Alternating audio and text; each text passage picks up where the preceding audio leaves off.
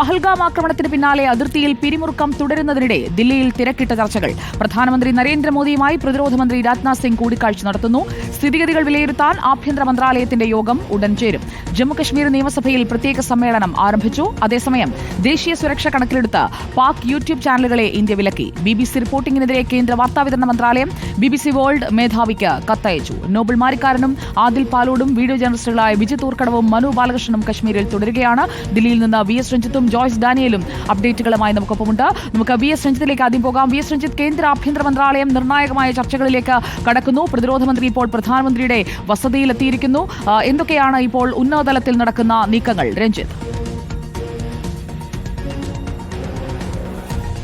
സുജിയ, നിരന്തരം യോഗങ്ങളും കൂടിക്കാഴ്ചകളും നടന്നുകൊണ്ടിരിക്കുകയാണ്. ഇന്നലെ രാത്രിയും പ്രതിരോധ മന്ത്രി പ്രധാനമന്ത്രിയുടെ വസതിയിലെത്തി അദ്ദേഹത്തെ കണ്ടിരുന്നു. ഇന്നിപ്പോൾ രാവിലെ അല്പസമയം മുമ്പ് പ്രതിരോധ മന്ത്രി പ്രധാനമന്ത്രിയുടെ വസതിയിലെത്തിയിട്ടുണ്ട്. ആ കൂടിക്കാഴ്ച പുരോഗമിക്കുകയാണ്.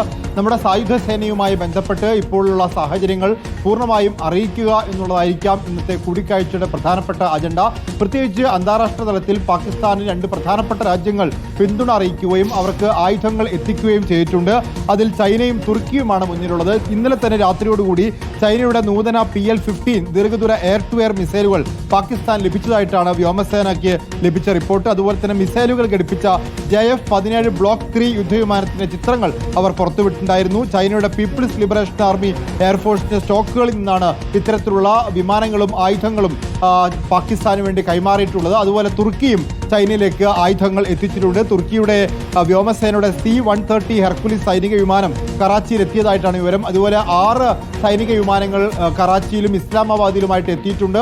അവർ ആയുധങ്ങൾ പാകിസ്ഥാന് കൈമാറിയിട്ടുണ്ട്. ഇത്തരത്തിൽ പരസ്യമായി രണ്ട് രാജ്യങ്ങളും ഇറാനും പാകിസ്ഥാന് പിന്തുണ അറിയിച്ച സാഹചര്യത്തിൽ ഇന്ത്യ സൈനിക ശേഷിപരമായി അതിന്റെ കാര്യങ്ങൾ വിലയിരുത്തേണ്ടതുണ്ട്. അത് വിലയിരുത്തുന്നതിന് വേണ്ടിയും അന്താരാഷ്ട്ര സമൂഹത്തിന്റെ പിന്തുണ കുറച്ചുകൂടി ഉറപ്പാക്കുന്നതിന്റെയും ഭാഗമായിട്ടാണ് ഇപ്പോൾ പ്രതിരോധ മന്ത്രിയും പ്രധാനമന്ത്രിയും കൂടിക്കാഴ്ച നടത്തുന്നതെന്നാണ് നമുക്ക് മനസ്സിലാക്കാൻ സാധിക്കുന്നത്.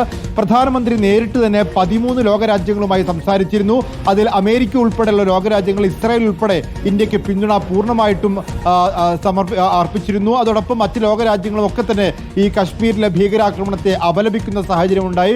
പാകിസ്ഥാൻ ഒറ്റപ്പെടുന്ന ഒരു സാഹചര്യത്തിലാണ് ഇന്നലെ രാത്രിയോടുകൂടി ചൈനയുടെയും റഷ്യയുടെയും ഒരു ഇടപെടൽ പാകിസ്ഥാന്റെ വിദേശകാര്യമന്ത്രി ആവശ്യപ്പെട്ടത്. അതിന് പിന്നാലെയാണ് ചൈന പാകിസ്ഥാന് പിന്തുണ അറിയിച്ചുകൊണ്ടും ഒരു ന്യൂട്രൽ ഇൻവെസ്റ്റിഗേഷൻ അന്താരാഷ്ട്ര രംഗത്ത് വേണമെന്നൊരു ആവശ്യം ചൈന പിന്തുണയ്ക്കുകയും ചെയ്യുന്ന സാഹചര്യം ഉണ്ടായത്. ഈ സാഹചര്യങ്ങൾ വിലയിരുത്തുന്നതിന് വേണ്ടിയിട്ടാണ് പ്രതിരോധ മന്ത്രിയും പ്രധാനമന്ത്രിയും തമ്മിലുള്ള കൂടിക്കാഴ്ച നടന്നുകൊണ്ടിരിക്കുന്നത്. ഏതായാലും ഇന്ത്യ സുസജ്ജമാണ് എന്ന് തന്നെയാണ് പ്രതിരോധ മന്ത്രി ഇന്ന് രാവിലെയും അദ്ദേഹത്തിന്റെ സമൂഹ മാധ്യമങ്ങളിലെ കുറിപ്പുകളിൽ വ്യക്തമാക്കിയത്. മാത്രവുമല്ല, അദ്ദേഹം എടുത്തു പറഞ്ഞ കാര്യം, ഈ പഹൽഗാം ഭീകരാക്രമണത്തിന് ശേഷം ഈ രാജ്യം ഒറ്റക്കെട്ടായി അതിനെ നേരിടുന്നു. മതജാതി വ്യത്യാസമില്ലാതെ നമ്മൾ ഒറ്റക്കെട്ടാണ് എന്നൊരു സന്ദേശം പ്രതിരോധ മന്ത്രി പറയുന്നു. അതോടൊപ്പം തന്നെ കഴിഞ്ഞ ദിവസങ്ങളിലും അദ്ദേഹത്തിന്റെ ട്വിറ്റർ ഉൾപ്പെടെയുള്ള പോസ്റ്റുകളിലുമൊക്കെ അദ്ദേഹം പറഞ്ഞിട്ടുണ്ടായിരുന്നു, ഇന്ത്യ അതിന്റെ മിലിറ്ററി സംവിധാനങ്ങളെ ആധുനികവൽക്കരിച്ച സാഹചര്യത്തിൽ ഇന്ത്യക്ക് ഒറ്റയ്ക്ക് തന്നെ ഈ ഭീകരാക്രമണത്തെ നേരിടാൻ സാധിക്കും. ഭീകരന്മാരെ നേരിടാൻ ഇന്ത്യക്ക് ഒറ്റയ്ക്ക് സാധിക്കുന്ന സായുധ സാഹചര്യമാണ് ഇപ്പോൾ നിലനിൽക്കുന്നത് എന്നുള്ളതാണ് പ്രതിരോധ മന്ത്രി പറഞ്ഞിട്ടുണ്ടായിരുന്നത്. അതിന്റെ ഒരു വിലയിരുത്തലും ഒക്കെ ആയിരിക്കാം ഇന്ന് കൂടിക്കാഴ്ച നടക്കുന്നത്. ഇന്നലെ വൈകിട്ട് സായുധ സേനാ മേധാവിയുമായി പ്രതിരോധ മന്ത്രി കൂടിക്കാഴ്ച നടത്തിയിരുന്നു. അതിന്റെ എല്ലാം റിപ്പോർട്ടുകളും ഇന്നൊരു പക്ഷേ സമർപ്പിക്കും. VS രഞ്ജിത്ത്.